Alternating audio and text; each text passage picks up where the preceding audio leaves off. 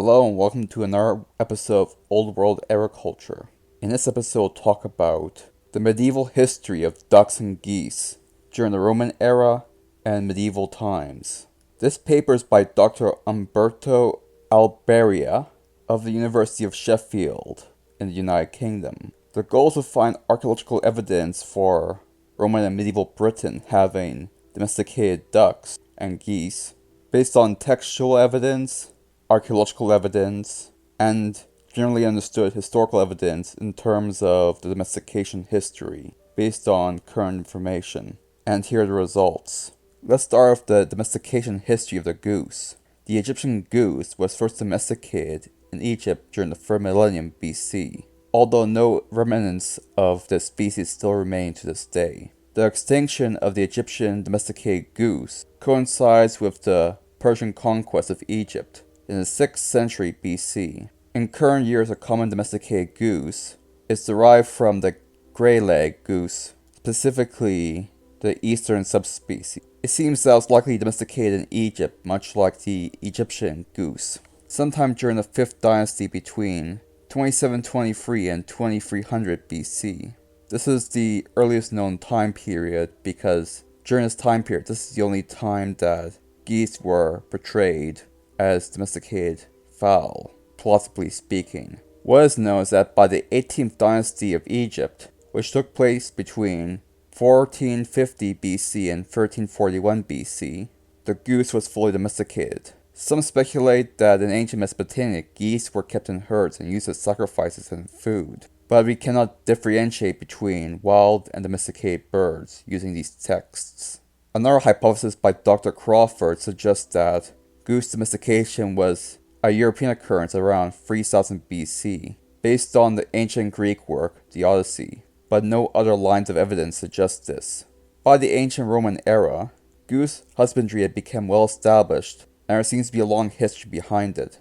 The book by the ancient agricultural philosopher Varro, who lived in the 1st century BC, Rerum Rusticarum, suggested that the mottled variety of goose is much more difficult to tame than the white variety. Another philosopher, called Manella, recommended the breeding of large white geese, and Pliny the Elder mentioned a breed that was developed in Germany that is prized for its feathers. These works indicate that the Gauls may have bred their own varieties of goose from the Roman breeds, losing weight along the way. Columella indicated that domesticated geese could lay eggs 3 times a year, in opposition to the wild one, which only lays once a year. Columella also encouraged the breeding of geese, particularly because of its low cost in comparison with chicken. The geese could also be used to make feathers, as well as harvest for liver, meat, and fat. Goose liver was well prized during that era, as it is right now. The methods to make foie gras in the present stem, in fact, from ancient Roman practices of stuffing geese through force feeding. Columella also suggested that domesticated geese would work better than dogs as guardians. From a philosophical standpoint and theological standpoint, geese are also very important in ancient human societies. In Egypt, the goose was considered a symbol of Isis and Osiris. In Asia Minor and Greece, the goose was commonly associated with the goddess Aphrodite. This was inherited from the Roman culture after the conquest of Greece and Egypt by the Roman Empire. Roman Italy commonly associated the goose with the fertility god Priapus, as well as the goddess Juno.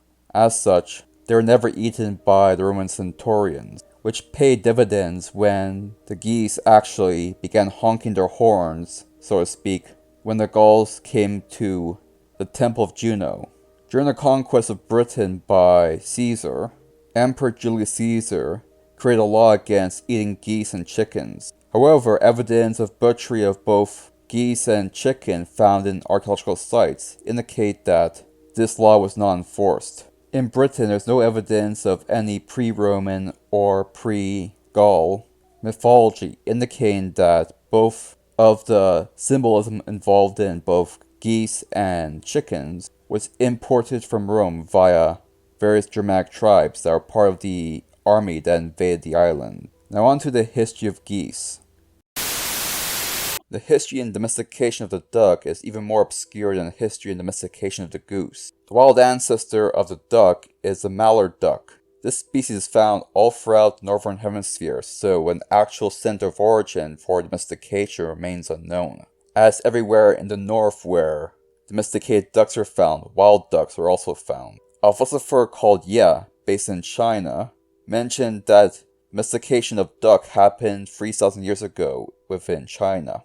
Based on current evidence, there's no archaeological or textual evidence of duck domestication or duck rearing within the Near Eastern cultures or the Mediterranean cultures, with most of the evidence dwelling within the East Asian region. Most books in ancient Greece, such as Cato and Varro, regard ducks as good animals to collect eggs from, but also mention that they're wild in nature.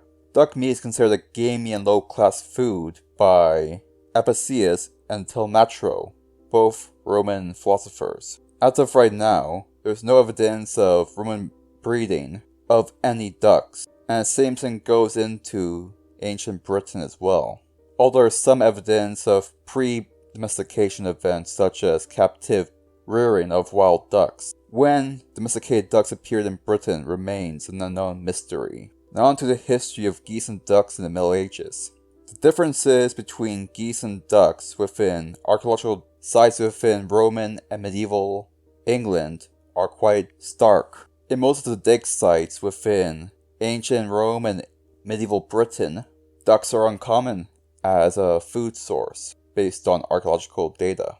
And it makes sense. The goose was commonly used for feathers, which were used in mattresses or a mix of wool, and duck meat was considered low-class food due to the unhealthy nature of the diet and feeding habits of these birds. In most texts in Ireland, the term duck is rarely mentioned as a food animal, and similar phenomena are found in England. There's also no Swedish word for domesticated duck until the 16th century. The earliest known evidence of domestication occurred between 400 and 700 AD. This domestication event seems to indicate that the domestication of the duck first happened in the first millennium AD, near the tail end of that era.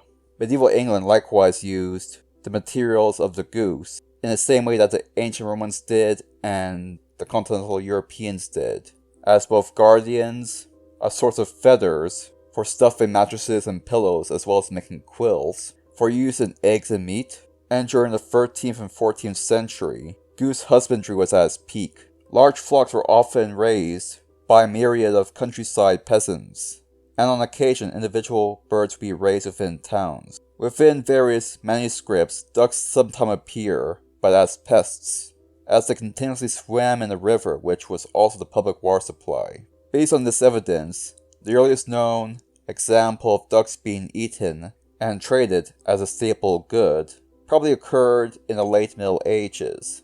In various depictions of images found in manuscripts such as the 14th century manuscript De Lutrell Passator, there are vast numbers of images of goose, but only a small number of images of ducks. Based on this evidence, the researcher comes to the conclusion that, from the perspective of breeding ducks and goose within medieval Britain, the goose was the most common animal for husbandry in comparison with the duck, and its practice was well established in Rome, and the Anglo-Saxon society eventually adopted this knowledge following the end of that era. Although there is a higher number of duck bones in Roman dig sites, they cannot be explained by a desire to raise ducks. It is likely that most of these birds, in terms of duck bones, are derived from wild birds, not domesticated birds. And that about covers everything. Thank you for watching. Thank you for watching this video. If you're watching on YouTube, please subscribe to me on BitChute for a greater variety of content, 4 videos a week. And thank you to all my subscribers on both platforms. I appreciate it.